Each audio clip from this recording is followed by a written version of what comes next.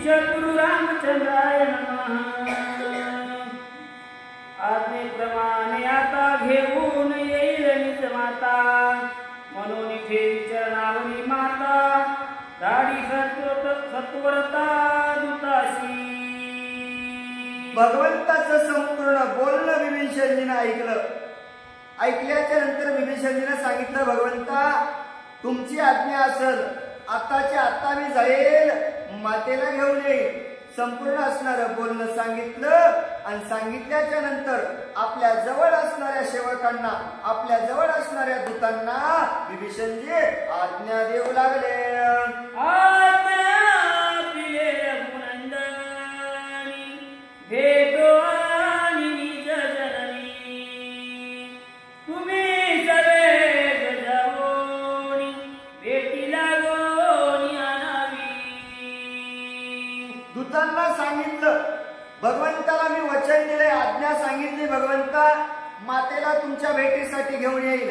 आणि दूतांना सांगितलं तुम्ही लवकर जा आणि मातेला या ठिकाणी घेऊन यावं। विभीषणजी सांगू लागले, माझे सांगोनी लोटांगण, बरोबर श्रीराम भेटीला गुण, सोयाना व्यापन, अविलंब करून जाण येते। जा बाबा, सेवकांना विनंती केली, जा आणि मातेपाशी गेल्याच्या नंतर पहिलं माझा नमस्कार मातेला सांगा आणि नमस्कार सांगितल्याच्या नंतर सांगा, माते जगाच्या मालकाला तुला भेटायचं आहे, विलंब लावू नका, लवकर घेऊन यावं विनंती करू लागले। वंदोनिया ते वचन लंके माझी येऊन, माते कैकशी लागून केले नमन सेवकी। विभीषणजीची आज्ञा ऐकली, सेवक निघाले, लंकेमध्ये आले, कैकशीला प्रणाम केला आणि विभीषणजीचं वचन सांगू लागले।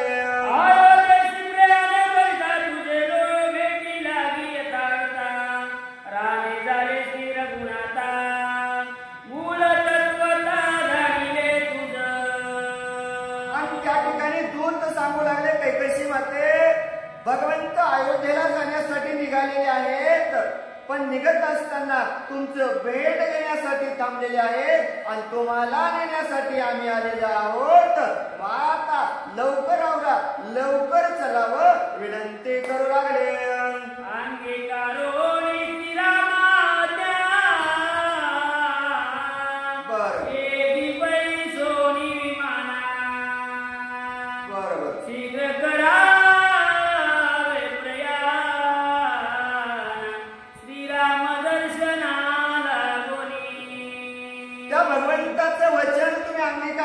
त्या भगवंतानं सांगितलेलं आहे तुम्हाला घेऊन यायचं, मग भगवंताची इच्छा झाली आहे ना, चला लवकर उठा, विमानामध्ये बसा आणि त्या भगवंताला भेटण्यासाठी चलावं विनंती करू लागले। झाली पूर्ण आनंद भरित पूर्वार्जित जे मनोरथ, ते समस्त फळले। आणि दूतांचं बोलणं ऐकलं, कैकईच्या मनामध्ये आनंद झाला का, कारण मनामध्ये इच्छा केली त्या भगवंताची माझी भेट व्हावी, खरंच भगवंतानं माझ्यावर कृपा केली, आनंद वाटू लागला। श्रीराम दर्शनाची होते अत्यंत उत्कंठित, बाप कृपाळू रघुनाथ अंतर्व्रत जाणता। अंतर्व्रत भगवंत जाणतो माझा, कारण माझ्या मनानं विचार केलता त्या भगवंताची भेट व्हावी, तो जगाचा जगत जाता माझा भगवंत कृपाळू असणारा रघुनंदन आहे, मनात बोललेलं त्याला कळतं, त्यानं माझी हाक ऐकली, याच्यासाठी मला आनंद वाटत आहे। भेटावया रघुपते, नचले यानाची निजगते, यानारूढ विषय स्थिते, सर्वता रघुपती भेटेना। भगवंत भेटणार नाही, कोण सांगितलं, त्यानं सांगितलं इवायनात बसल्या भगवंत भेटणार नाही, त्या इमानाची गती कामाची नाही आणि त्या इवायनात बसून गेल्यावर माझी भगवंताची भेट होणार नाही. कैकैशीला वाटू लागलं भाग्य फळाले माझे जे स्मरण केले श्री रघुराजे चरणी चालत निजोजे भेटी जाईजे हेची भले. हेच भलय पंत, माझं भाग्य आज फळाला आलं. काहीतरी पूर्वीचं पुण्य माझं असेल, त्या भगवंताची मला भेट होत आहे. मग इमानानं नको रे बाबा भगवंता, स्वतःच्या पायानं तुला चालत येऊन भेटल, यातच माझा सर्व आनंद आहे. कैकैशी बोलू लागले म्हणून आराज माता चरणी चालली तत्वता भेटावया तिरपुनाता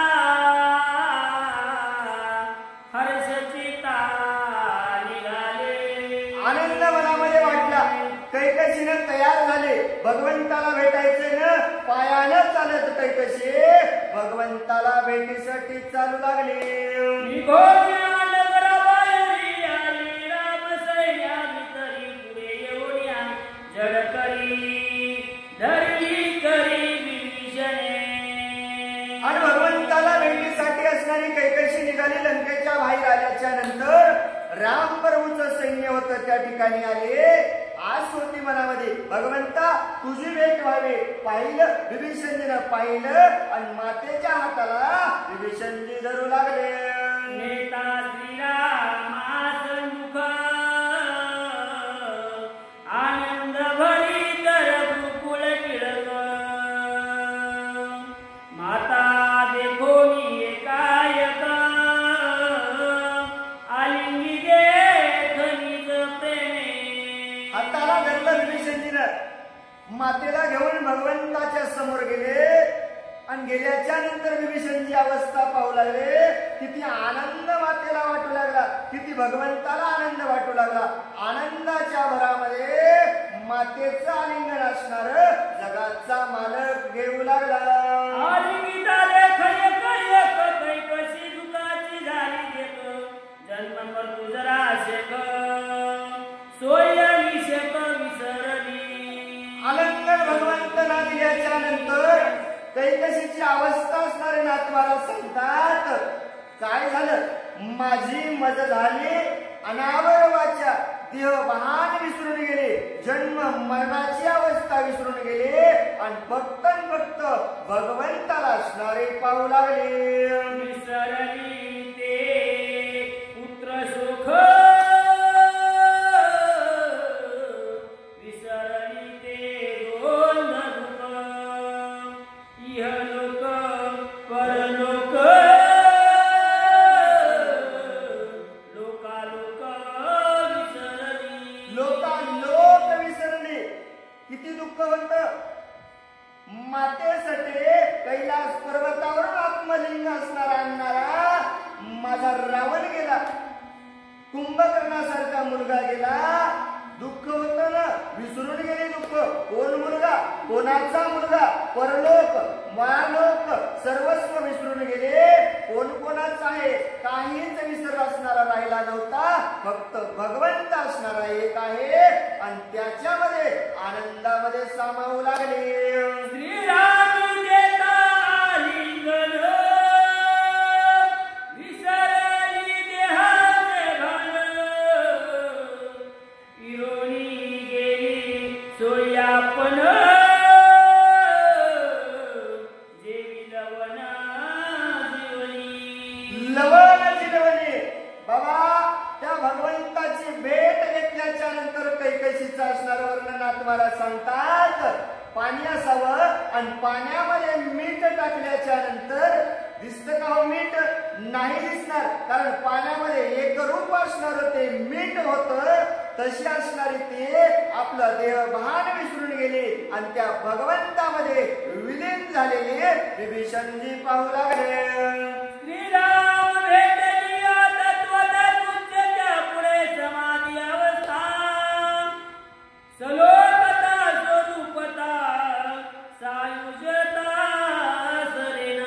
सायुज्यता सर्वस्व त्या ठिकाणी सरणार नाही. कोणती? 4 मुक्तीपैकी असणारी एक मुक्ती सायुज्यता आहे. बाबा त्या भगवंताची जर भेट समोर झाली तर मग कशाची मुक्ती?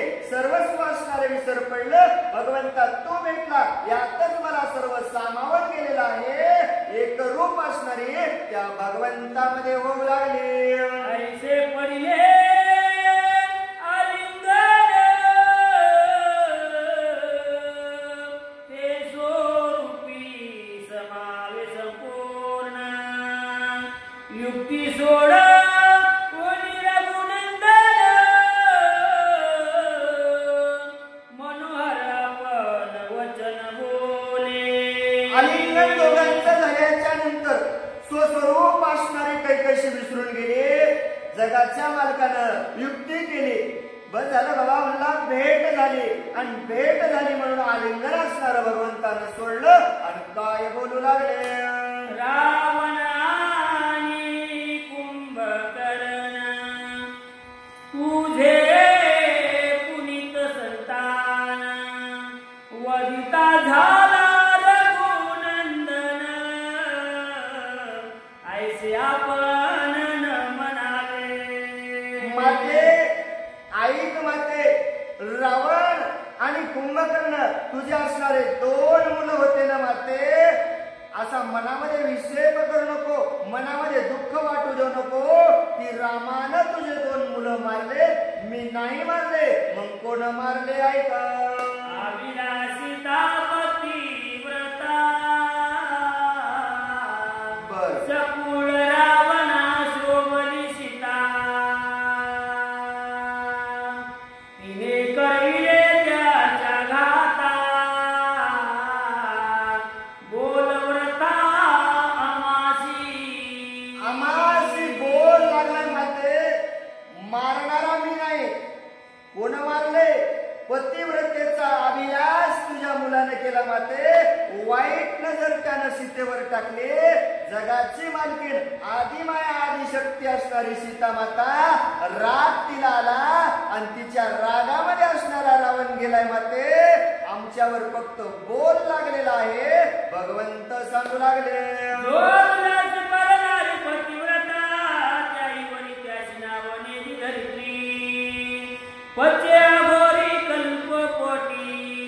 अरे बाबा, पतिव्रता नारी असणारे आणि तिचा अभिलाष दुसऱ्याने जर केला तर तिचा राग आल्याशिवाय राहणार नाही, आणि तिची वासना निर्माण केल्याच्या नंतर नरकाला गेल्याशिवाय राहणार नाही. भगवंत सांगू लागले. सीता जन्मली झाले मी तरी ते अविनाशी कपटे करी म्हणून शोभाली रे केली मोहरी कुळेशी. सगळ्या कुळाचा नाश करावा लागला रावणाला. कोणासाठी हो? सीता माता असणारे जमिनीमध्ये प्रकट झाली. ती जमिनीमध्ये असणारा तिचा जन्म झाला आणि धरतीला राग आला. माता असणारी सीता तिच्या रागामध्ये रावण नव्हे, संपूर्ण कुळाचा नाश त्या रावणामुळे झाला. माझ्यावर याचा गुन्हा ठेवू नको.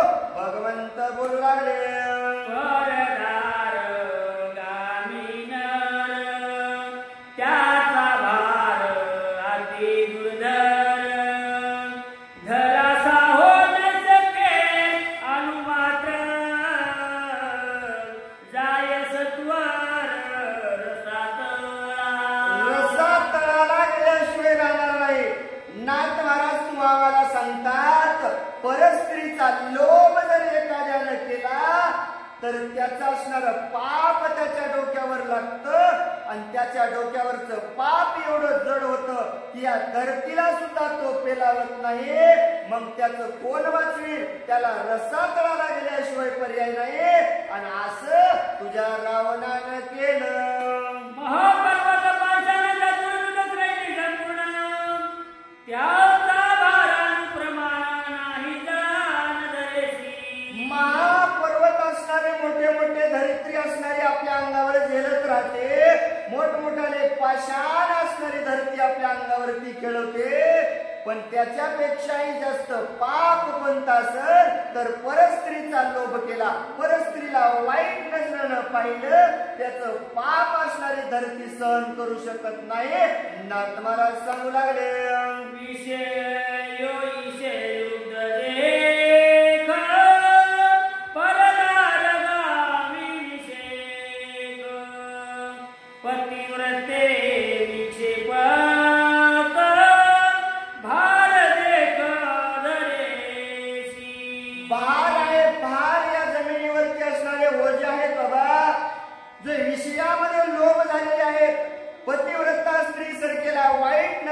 पाहतात अशांची अवस्था नाथ महाराज म्हणतात काय त्यांचा जगून फायदा. या जमिनीवरती असणारे, या धरतीला असणारे ते पाप आहे आणि म्हणून त्यांची नरक यातना भोगावी लागल.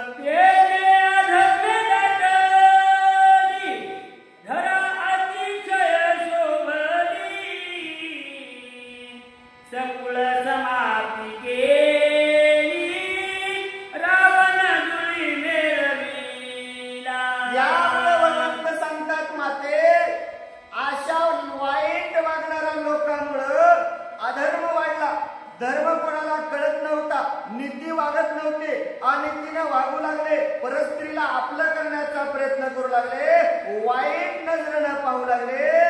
म्हणून या धरतीला त्याचा भार सहन झाला नाही. पाप असणारं जमिनीवरती वाढलं आणि त्या पापाचा नाश करण्यासाठी मातेला राग आला. सीतेला राग आल्याच्या नंतर एकटा रावण नाही, संपूर्ण कुळ त्याचं जमिनीमध्ये असणार सीता मातेनं नष्ट केलं. भगवंत सांगू लागले,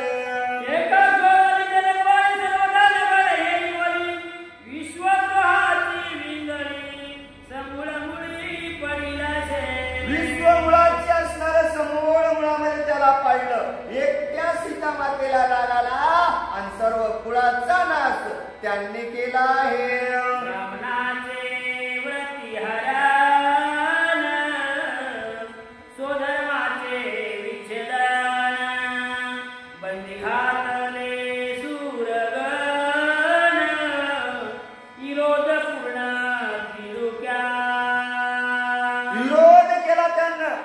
त्रिलोक्याचा विरोध केला माते, ब्राह्मणांचा अपमान केला, चांगलं वागणाऱ्यांचा नापमान केला, देवादिकांना बंदिस्त घातलं, गणपती रायासारखे देव बंदिस्त घातले, नवे नवे त्रिलोक्यामध्ये असणारं आपलं नाव त्यानं गाजवलं.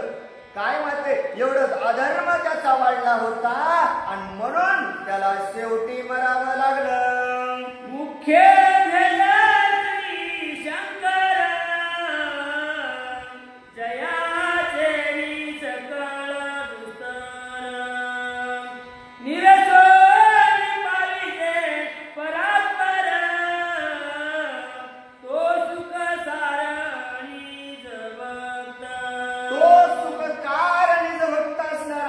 मुख्य शंकर, त्याच्यामुळे सर्वांचा उद्धार होणारा, पण त्या शंकराचा सुद्धा काय अभिलाषा झाली नाथ महाराज सांगू लागले.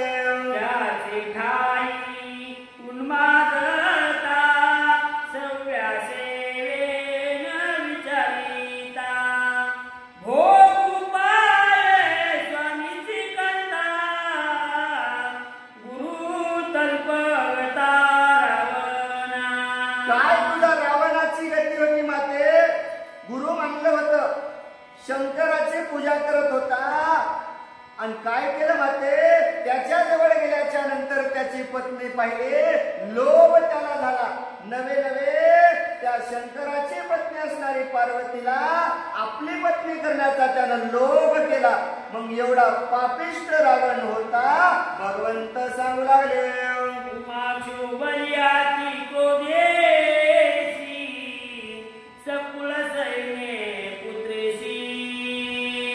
भस्म केले रावणासी, बोला मासी न ठेवावा. आम्हासी बोल नको माते. त्या उमाला असणारा रागाला, पार्वतीला रागाला आणि तिच्या रागामुळं समस्त असणारा तुझ्या कुळाचा नाश त्यानं केला. एवढं पापिष्ट रावणानं पाप केलं, आम्हाला दोष देऊ नको. देवद्रोही प्रभाद्रोही विश्वाचा विश्वद्रोही जगगुरु शंकराचा पाही गुरुद्रोही रावण. देवाचा द्रोह केला, देवांचाही राग होता, धर्माचाही असणारा त्यानं द्रोह केला, अधर्मासारखा वागला, धर्माचाही राग असणारा होता, नवे नवे विश्वाचा सुद्धा असणारा तो पापी होता. विश्वामध्ये त्यानं पाप केलं, नवे नवे जगद्गुरु शंकर परमात्म्यात सुद्धा शोधा तिथंही त्यानं पाप केलं. मग एवढ्याचा दुश्मन एकटा रावण होता. मग यांना राग आला आणि रावणाला त्यांनी संपवलं. मला दोष देऊ नको. सकळ पापहुनी विशेषता मुख्य पाप गुरुतल्पेगता सकुळने पावला घाता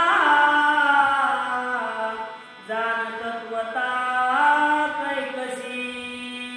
ऐक माते, बाकीचं पाप जाऊ दे म्हणला. कोणाला वाईट नजरेनं पाहिलं असेल, कोणाचे मुंडके कोरडे असतील, कोणाला बंदिस्त घातलं असेल, करुणाई ते कुठाने केले असतील म्हणला, बाकीचं जाऊ दे. पण ज्याला गुरु मानलं अशा असणाऱ्या शंकर परमात्म्याच्या पत्नीला आपली पत्नी करण्याचं पाप रावणानं केलं. आणि त्या पापातून कोण सोडेल बाबा? आदिमाया आदिशक्ती असणारी उमा, तिला राग आला आणि तिला राग आल्याच्या नंतर एकटा रावण नाही, संपूर्ण कुळाचा तिनं भस्म केला. माझ्यावर याचा दोष देऊ नको, भगवंत बोलू लागले. पुंडलिका